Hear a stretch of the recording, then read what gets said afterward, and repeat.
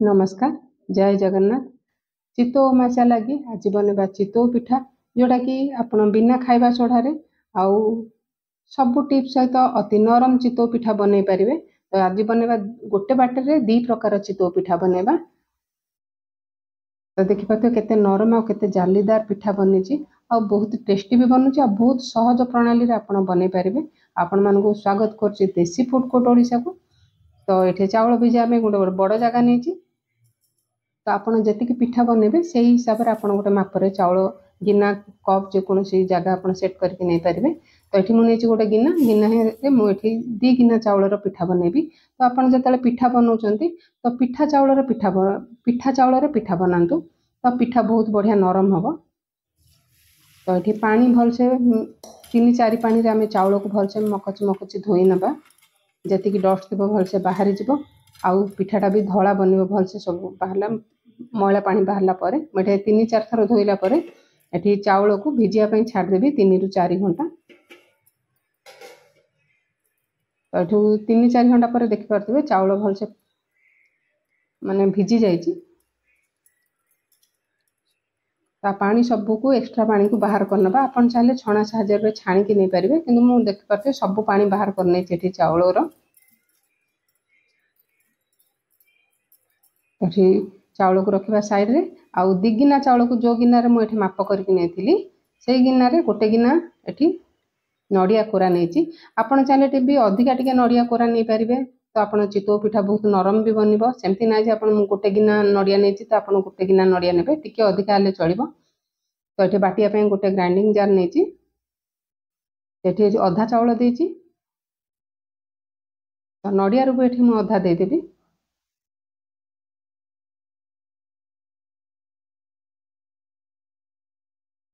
तो बहुत सहज प्रणाली बहुत टेस्टी चितौ पिठा बनूची। तो जिते ये क्षीर यूज कर जोटा कि नॉर्मल टेम्परेचर सिझा क्षीर। तो जी बाटिया दरकार बहलिया बाटिया से आप ऐड करने। तो मेजरमेंट हिसाब से तो 5-6 चामच आप बड़ चामच रे क्षीर ये ऐड करेंगे। पानी भी पकईकि आप बाटिपारे क्षीरटा पकेले कौन कि स्वादटा टे बढ़ी जाए। तो देखिपारे बहुत बहलिया है कि चिकन करी मुझे बाटी नहीं। तो गोटे बड़ जगह को ट्रांसफर करनबा।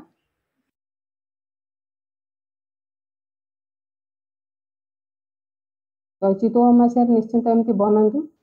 ताऊ जहाँ बड़का चाउल थिला एठी मु पकई नउची।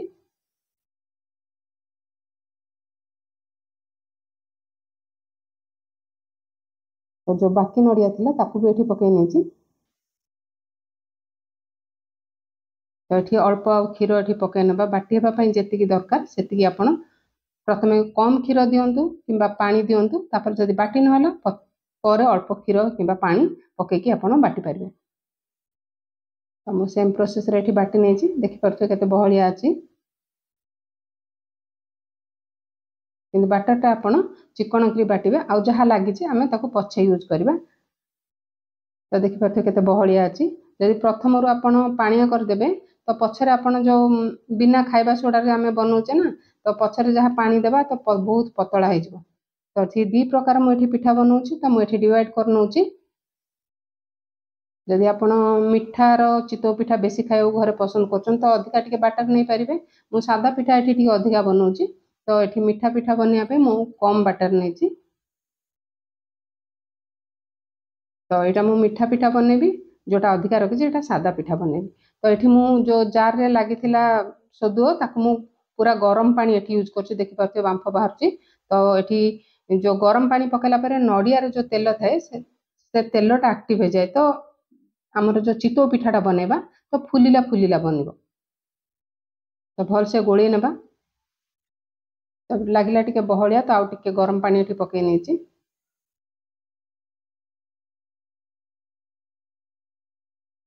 यदि आज वीडियो टी भी आपण भल लगुच सांग मैंने वीडियो को गोटे लाइक करनी आ चैनल रे नुआ जदि देखुं तो चैनल को सब्सक्राइब करनी। तो आउ जो आम जो मिठा पिठा बनवा से भी मुझे गरम पानी ऐड करनौची। तो आपन जदि एमती गरम पानी कि गरम क्षीर भी पकई पारे जोटा मिठा चितौ बनबी से 2टा गुजराती 8 ରୁ 9टा गोलमरच को छेचिकी पकई आ मिठा आपण पसंद हिसाब से आप नहीं पारे। मुझे गुड़ नहीं एटा बहुत नरम गुड़ आपण जेतिकी मिठा खाइबे से अनुसार गुड़ दे पारिबे किंबा चीनी दे पारिबे। एठी किछि कोरा नडिया देइछि।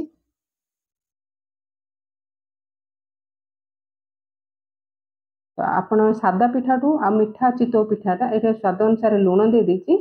आपण जेतिकी लूण खाइबे से अनुसार लूण एठी पकई नेबे। किंतु सादा पिठाठू मिठा चितौटा बहुत माने भल से फुली थिला आ सादा पिठा भी बहुत बढ़िया हेतिला। तो एई बिना खाइबा सोडरे आपण एमती बनै पारिबे। जदि आपण राति सारा भी रखी दउचंती सकाळू को आपनकू गरम पानी भी दरकार पड़िबनी एते सुंदर चितो आपनकर फुलिबो। ए सबु को भल से गोळै नेबा। जेहेतु गुड़ पकईचे आमे भल से गोळै नेबा।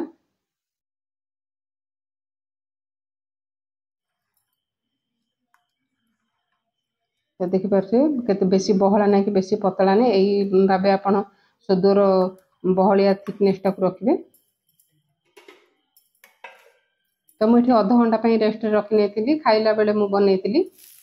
तो ये गोटे मोटा कड़े आपड़ ने जब चितौ बनाऊँ देखिए केते गरम अच्छे कड़ईटा। तो ये गुआ घी टे ग्रीस कर आपन को तेल देव खाली कड़ईटा को आपन को ऑयलिंग करार अच्छी कारण नड़िया तेल रिलीज कर आप चितौ पिठार तेल लगे। तो ये मुझे सादा पिठौटा प्रथम बनाऊँ। तो आप जी बड़ सान बनबे से हिसाब से आप बाटेटा ये पकई ने। तो ये एमती उच्चा वाला गिना गोटे आप कभर करेंगे।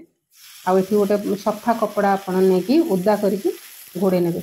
आउ हाई फ्लेम रे बनइबे आपन केमती जानबे चितौ पिठा होइछि जेते बार आपनकर कपड़ाटा पूरा सुखी जिवो सेते बेले जानबे आपनकर चितौ पिठा हेइ जाय। एठी घोड़नी काढ नेछि देख पाथबे पिठा हमर रेडी। आपन को बेसी परिश्रम करिया भी पड़िबनी। देख पाथबे केते आराम से पिठा बाहरी आइछि। तो एठी गैस रो हीट पुणी हाई कर नेछि पुणी गोटे पिठा एठी पकेछि। तो सेम प्रोसेस रे आपण ओदा करके बारंबार कपड़ा पकाउथिबे बहुत ही माने पानी रे ही सिजिबो आपन को तेल आवश्यक पड़िबनी। आउ आपन को जेमती टाइमर लागिवो जे कपड़ाटा सुखी गले आपनकर पिठा हे जिवो रेडी।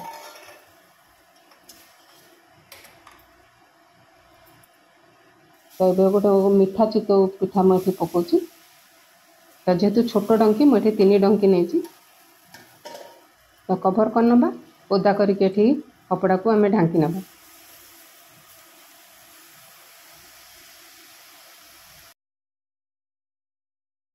तो केते कम समय आउ केते सहज उपाय आपण 2 प्रकार चितौ पिठा घरे बनै परिबे। आ जहाँ को मीठा इच्छा से मीठा खाइबे सादा जहाँ को जा आपण सादा भी खाइ परिबे।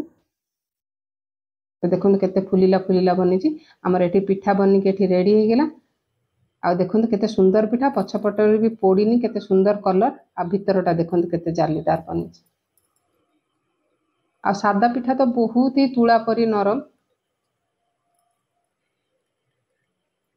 तो मुझे खाई टेस्ट करती बहुत ही टेस्टी बनी बनातु।